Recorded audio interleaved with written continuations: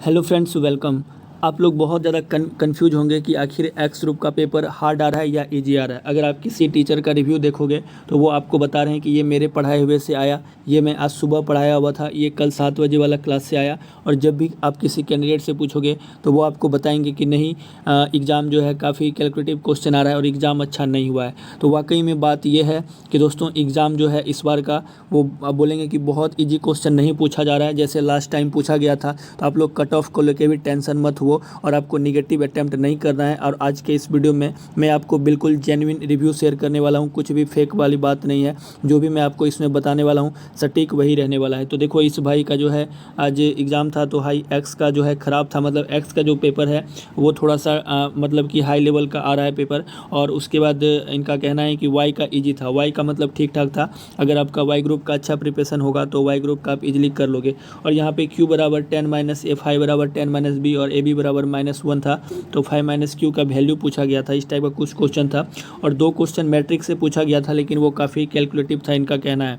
उसके बाद यहाँ पे आप लोग देख सकते हैं कि और यहाँ पे जो है फिजिक्स, इनका कहना है कि फ़िजिक्स का जो लेवल था वो ईजी ही था, मतलब हार्ड नहीं बोलेंगे। लेकिन वाकई में फ़िजिक्स भी काफ़ी जो है ईजी नहीं बोल सकते हैं, क्योंकि कल के लास्ट वाले सीट में 11 से 12 न्यूमेरिकल आ गया था। तो आपका जो है न्यूमेरिकल का प्रैक्टिस आपको बहुत ही अच्छे तरह से कर लेना है, क्योंकि अगर आप न्यूमेरिकल का प्रैक्टिस नहीं करोगे तो फिर आप एग्ज़ाम में अच्छा स्कोर नहीं कर पाएंगे और आपका सेक्शनल भी क्लियर नहीं होगा।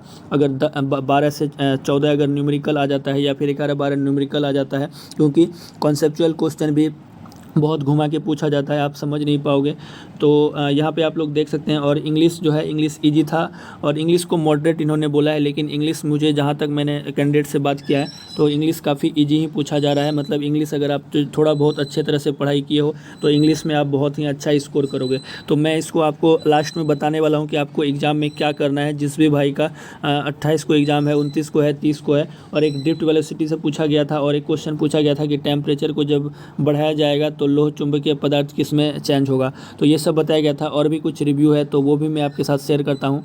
तो यहाँ पे आप कुछ कमेंट पढ़ सकते हो कि हाँ भाई यार, मुझे क्या पता था कि ASA भी ऐसा भी मैथ्स आता है। मेरा मॉक टेस्ट में टेक्स्ट बुक पर हमेशा 20+ ही रहता था, बट आज पूरा 25 का देखने के बाद 6-7 ही बने। तो यहाँ पे इनका कहना है कि टेक्स्ट बुक में जो है इनका स्कोर 20+ रहता था, लेकिन आज जो है 6 से 7 ही बना पाए। तो आप समझ सकते हैं कि पेपर का लेवल किस तरह का आ रहा है। ठीक है, तो ये नहीं बोलेंगे कि टेक्स्ट बुक का जो टेस्ट है वो बहुत ख़राब है। अगर आप पुराने वाले एयरफोर्स का टेस्ट सीरीज़ में जाके देखोगे तो उसमें हाई लेवल मॉक टेस्ट भी दिया गया है, हाई लेवल मॉक टेस्ट दिया गया है। तो उस लेवल का आ रहा है, ठीक है, उस लेवल का आ रहा है। अगर आप सिर्फ और सिर्फ इजी क्वेश्चन पढ़ के जाएंगे तो डेफिनेटली आपका 4 से 5 क्वेश्चन ही सही होने वाला है, उससे ज़्यादा आपका सही नहीं होने वाला है। तो ये गलती आपको नहीं करना है, आपको हाई लेवल प्रैक्टिस करके जाना है। और अभी जितना भी दिन बचा है आपका एग्ज़ाम में, आपको मैथ का थोड़ा बहुत हाई लेवल का प्रैक्टिस कर लेना है, ठीक है। रिव्यू के चक्कर में मत पढ़ना, क्योंकि रिव्यू सभी आपको बोलेंगे कि ये मेरे पढ़ाए हुए से आया। और इन्होंने देखो क्या कहा है कि मेरा 35-36 आ रहा है। इंग्लिश थोड़ा सा बिगड़ा और रागा अच्छा गया, मतलब वाई ग्रुप में इनका 35 से 35 to 36 आ रहा है और इंग्लिश थोड़ा अच्छा गया और रागा जो है थोड़ा सा बिगड़ा है। और रागा में जो है आपका रीजनिंग का जो फिगर वाला क्वेश्चन है वो काफ़ी मतलब कि कन्फ्यूजिंग वाला आ रहा है। काफ़ी आपको प्रैक्टिस अगर आप किए होंगे फिगर वाला तभी कर पाएंगे। और देखो, इनका कहना है कि इनका जो है 33 से 34 के आसपास ही आ रहा है वाई ग्रुप में। और उसके बाद देखो इन्होंने क्या कहा कि हाँ भाई, जिसका वाई ग्रुप में सेक्शन क्लियर और 6 नंबर एक्स्ट्रा उसका सिलेक्शन है। तो देखो इनका कहना है कि जैसे कि सेक्शनल कट ऑफ रागा का रहेगा 15 और 10 मार्क्स का सेक्शनल कट ऑफ होगा इंग्लिश में। मतलब कि अगर आपके 25 नंबर आते हैं और इसमें अगर आप +6 कर लेते हैं, मतलब इनका कहना है कि 31 के आसपास कट ऑफ रहेगा। तो मैं बोलूँगा कि इससे भी कम कट ऑफ रहने वाला है वाई ग्रुप का। और एक्स ग्रुप का काफ़ी कम कट ऑफ रहने वाला है, क्योंकि पेपर के लेवल पे आपका कट ऑफ डिपेंड करता है। आपको कट ऑफ से बिल्कुल भी घबराना नहीं है।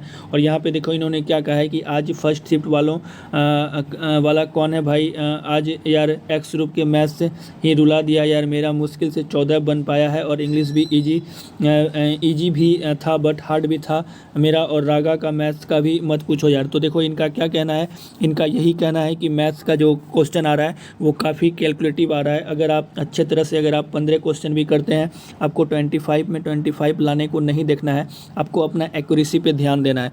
अगर आपका एक्यूरेसी सही रहेगा तो आपको टेंशन नहीं लेना है। मैंने जब एग्ज़ाम दिया था तो मैं 17 क्वेश्चन ही अटैम्प्ट किया था फिजिक्स में, जिसमें मेरे 16 क्वेश्चन सही थे, और 21 क्वेश्चन मैथ्स में अटैम्प्ट किया था जिसमें कि 20 सही थे।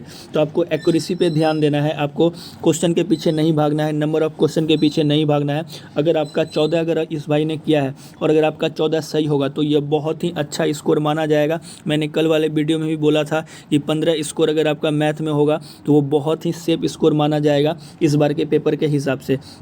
और यहाँ पे आप देख सकते हैं कि एक भाई ने यहाँ पे लिखा है कि फ़िज़िक्स और इंग्लिश ठीक थी। तो देखो फ़िज़िक्स और इंग्लिश आज का जो शिफ्ट में जो आया, अभी भी जो भाई का मैंने आपको रिव्यू दिखाया, उनका भी कहना है कि फ़िज़िक्स ठीक ठाक ही था, लेकिन फ़िज़िक्स भी काफ़ी जो है कन्फ्यूजिंग वाला क्वेश्चन आ रहा है। और इन्होंने देखो क्या कहा है कि यार ये संजीव सर वाली 17 आवर की क्लास डिलीट कर दी और सभी बोल रहे हैं कि उसमें से आ रहे हैं। कोई बोल रहा है पीटीएस से आ रहा है, उधर आरएस सर बोल रहे हैं कि सुबह की क्लास से आ रहे हैं। मतलब कुछ भी देखो, आपको टीचर बोलेंगे ही, टीचर का काम है बोलना, चाहे वो कोई भी टीचर हो। मैं किसी भी टीचर का ख़राब नहीं बोल रहा हूँ कि ये टीचर अच्छे हैं वो टीचर ख़राब हैं, लेकिन हाँ मेरे को भी ये बहुत ख़राब लगता है कि कोई भी टीचर किसी भी लड़के का रिव्यू उठा के डाल देते हैं और कोई भी क्वेश्चन करा देते हैं जो कि क्वेश्चन आया हुआ नहीं था। और खुद जो है बहुत सारे टीचर जब 10:45 में exam I think first shift का ख़त्म हुआ, लेकिन रिव्यू जो है 10 बजे से ही आना स्टार्ट हो गया था एयरफोर्स का। तो आखिर ये कैसे पॉसिबल है? और जितने भी सर रिव्यू करा रहे हैं, रिव्यू दे रहे हैं,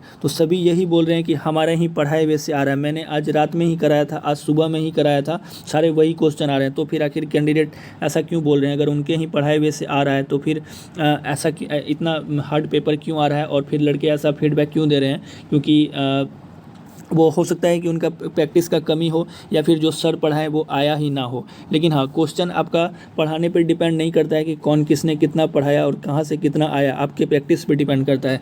अगर आपने प्रैक्टिस अच्छा से किया होगा तो डेफिनेटली आपका जो मार्क्स है वो अच्छा आएगा। अगर आपने अच्छे से प्रैक्टिस नहीं किया है तो फिर आपका जो स्कोर है वो बहुत ही डाउन जाएगा। और यहाँ पर देखो कि 30 को एग्ज़ाम है और रिव्यू सुनकर हालत पतली हो गई। तो भाई डरना नहीं है। अब मैं आपको लास्ट में ये बता देता हूँ कि आप लोग को अभी करना क्या है। देखो पेपर टफ आ रहा है, पेपर टफ आ रहा है नो डाउट, और इसका लेवल जो है कहीं ना कहीं 31 तारीख तक जाते जाते इंक्रीज़ ही होगा। और इंक्रीज़ होने का मतलब ये नहीं है कि आपका जो एग्ज़ाम है वो क्लियर नहीं होगा। आपको नहीं जाना है बहुत ज़्यादा अटैम्प्ट में। मैं जब एग्ज़ाम दिया था तो बहुत सारे लड़के 65 अटैम्प्ट करके आए थे, 68 अटैम्प्ट करके आए थे, लेकिन उसका एग्ज़ाम नहीं निकला। तो आपको अटैम्प्ट के पीछे नहीं भागना है, आपको एक्यूरेसी के पीछे भागना है। अगर आप 15 क्वेश्चन भी मैथ में करते हो और अगर आपका 15 में 14 भी सही होता है तो ये एक बहुत ही अच्छा स्कोर माना जाएगा। और अगर बहुत ही हार्ड पेपर आ रहा है तो आपको घबराना नहीं है, क्योंकि अगर वो आपके लिए हार्ड है तो सभी के लिए हार्ड है, और यहाँ पे नॉर्मलाइजेशन तो होना नहीं है। तो मैं आपको बोलूँगा कि अगर आप एक्स ग्रुप में एक टारगेट करते हैं, अगर आप 35 से लेकर 38 भी अगर आप स्कोर करते हैं तो ये पेपर के हिसाब से बहुत ही सेफ स्कोर माना जाएगा एक्स ग्रुप के लिए। और अगर आप फिजिक्स में, अगर मैं इंडिविजुअल सब्जेक्ट का बात करूँ तो आपको 15 क्वेश्चन आपको सही करने का कोशिश करना है। मैथ में अगर 1-2 गलती भी हो जाता है तो कोई बात नहीं। और मैं फिजिक्स में ही इतना ही बोलूँगा कि 15 से 17 पे आपको ध्यान देना है, ठीक है। 15 से 17 क्वेश्चन बनने वाला क्वेश्चन आ रहा है, ऐसा नहीं है कि 25 में 25 आप बना लोगे। 15 से 17 क्वेश्चन को करना ये पॉसिबल है। और मैथ में 15 क्वेश्चन आप कर सकते हैं। आप जो है पहले आपको सारा क्वेश्चन देखना है। कोई लड़के ये भी बता रहे थे कि भाई जो है सारा पेपर को आपको देखना है, क्योंकि बोल रहे थे कि 23 नंबर, 24 नंबर और 25 नंबर क्वेश्चन में मैथ्स का इजी क्वेश्चन था और मैंने अपना स्टार्टिंग में ही सारा टाइम वेस्ट कर दिया और लास्ट में टाइम की कमी होने की वजह से वो 3 क्वेश्चन मैं बहुत कम टाइम में कर लेता, लेकिन नहीं कर पाया।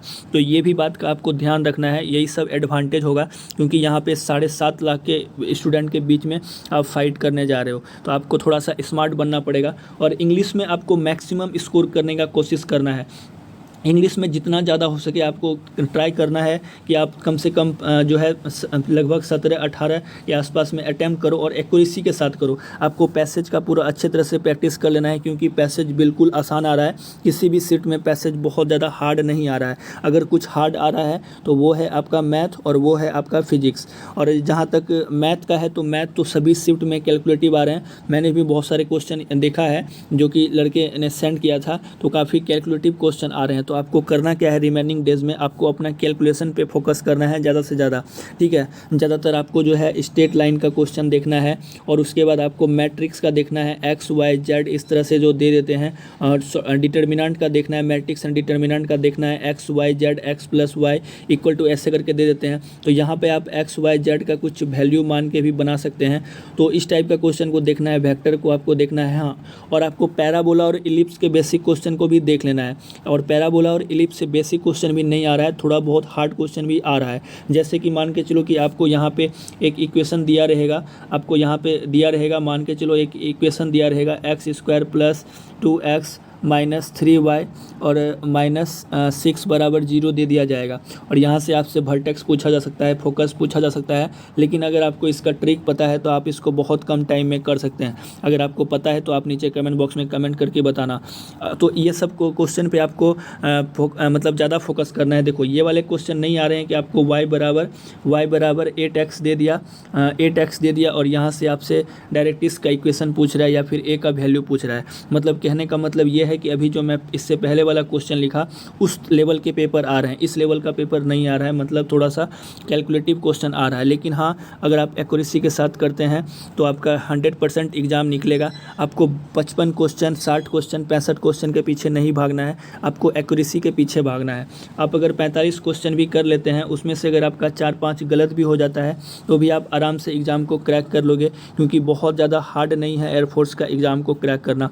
बस आपका प्रिपरेशन अच्छे डायरेक्शन में होना चाहिए।